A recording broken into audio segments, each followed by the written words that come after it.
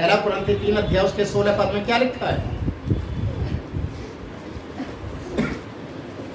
First Corinthians chapter 3 verse 16। क्या तुम नहीं जानते? क्या तुम नहीं जानते? सभी ध्यान से पढ़ें इस वचन को कि तुम परमेश्वर का मंदिर हो। तुम परमेश्वर का, क्या तुम नहीं जानते कि तुम परमेश्वर का मंदिर हो और परमेश्वर का आत्मा तुम में वास करता है। परमेश्वर का आत्मा तुम में वास करता है। किसमें? हमारा शरीर क्या है?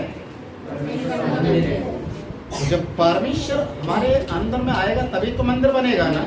पर इसको पहले से अगर अंदर में कोई घुसा बैठा हुआ है, बंद कर रखा अंदर से, तो ये हमारा शरीर परमेश्वर का मंदिर नहीं है, ये शैतान का घर बना हुआ है।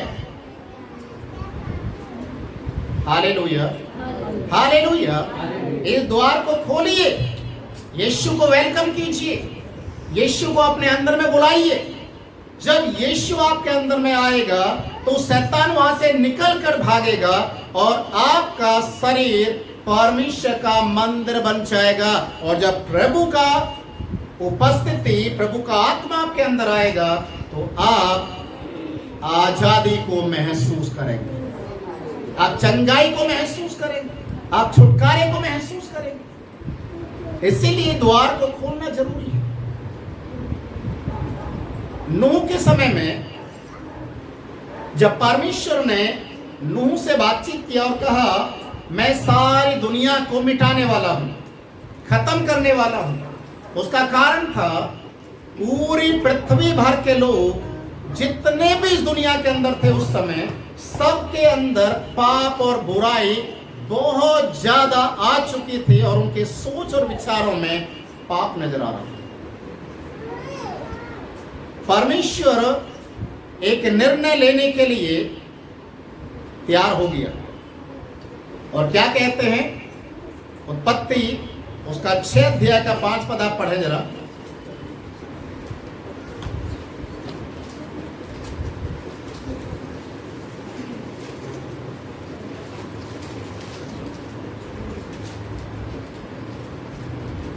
यहोवा ने देखा कि मनुष्यों की बुराई पृथ्वी पर बढ़ गई है और उनके मन के विचार में जो कुछ उत्पन्न होता है वह निरंतर बुरा ही होता है। और यहोवा पृथ्वी पर मनुष्य को बनाने से पछताया और वह मन में अति खेदित हुआ। क्या लिखा है यहाँ पर? परमेश्वर किस चीज से खेदित हुआ? मनुष्य के बनाने से खेदित हुआ, क्योंकि मनुष्य का जो सोच और विचार जो उसके दिल दिमाग में पैदा हो रहा है उसके अंदर पाप नजर आ रहा है। क्या परमेश्वर ने ऐसा ही बनने के लिए आदम का सृष्टि किया? नहीं। पाप और बुराई में रहने के लिए? नहीं। हालेलुया। लिखा है परमेश्वर एक निर्णय को ले रहा है और वो निर्णय क्या है? मैं पृथ्वी पर से मनुष्य जाति को प्रियो, नूह के समय में एक बार एक सब कुछ हो चुका है, पूरा सृष्टि सब कुछ खत्म हो चुका है। नूह उसका परिवार जो बचाए गए उनके द्वारा ये दोबारा से इस पृथ्वी के ऊपर मनुष्य दिखाई दिए। अब इस दुनिया के अंदर जो अंतिम समय आने वाला है, अंतिम समय, परमेश्वर इस दुनिया को फिर से नाश करने वाला है, फिर से। उस समय नूह और उसका परिवार प्रभु की अगुवाई को पाया और परमेश्वर ने उनको बचने के लिए एक जहाज का निर्माण करवाया। एक जहाज, वो जहाज के अंदर भी कितने दरवाजे थे? एक। कितने बोल रहे? 2।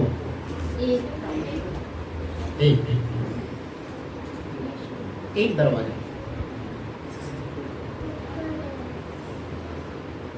इस दरवाजे को बंद किसने किया?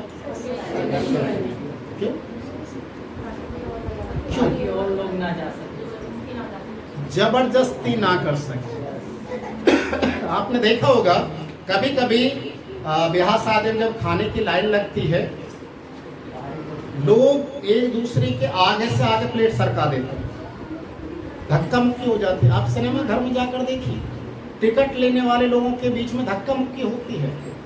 और मैंने कई बार निकलते बढ़ते देखा, दारू के ठेके पर भी धक्का मुक्की होती है, बहुत सारे मंदिरों के अंदर धक्का मुक्की होती है।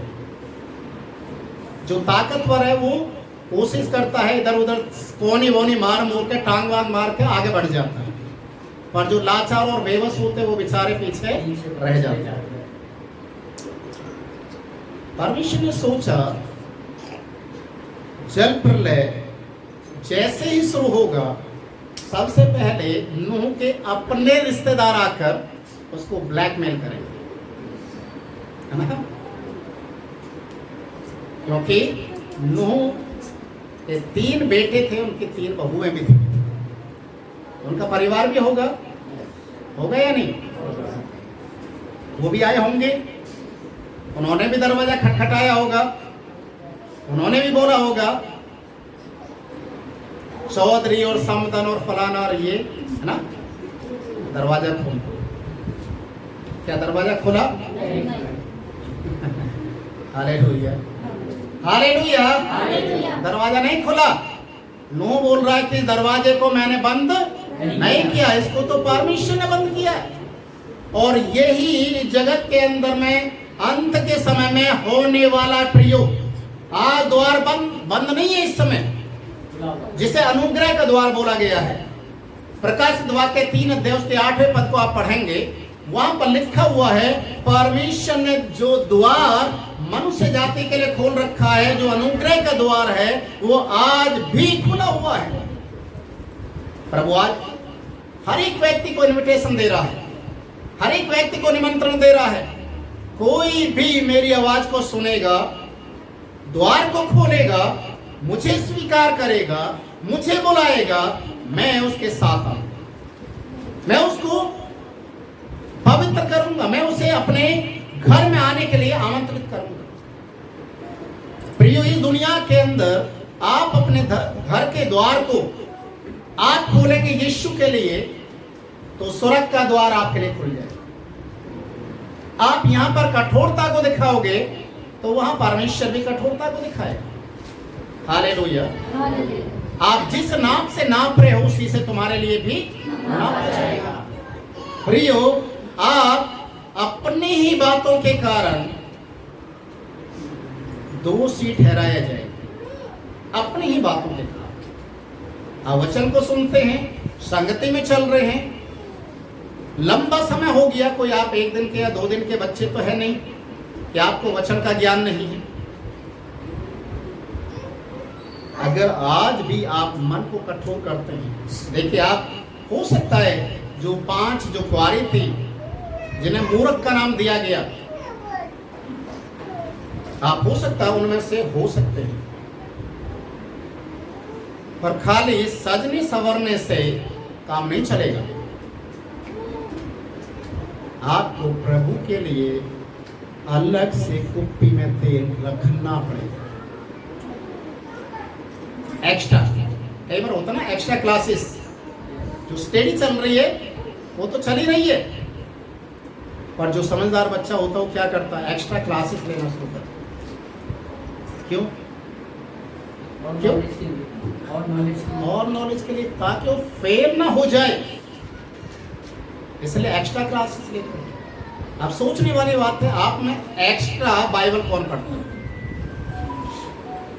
एक्स्ट्रा मतलब एक टाइम आप पढ़ते होंगे, मुझे तो डाउट होता है एक टाइम भी पढ़ते या नहीं। एक्स्ट्रा पढ़िए, एक बार पढ़ते आप 2 बार पढ़ना शुरू कीजिए। आप महीने में अगर 2 दिन या 1 दिन का उपवास रखते हैं तो आप डबल करने लग जाएंगे, है ना? आप करके तो देखिए, एक्स्ट्रा करके देखिए। परमेश्वर आपके जीवन में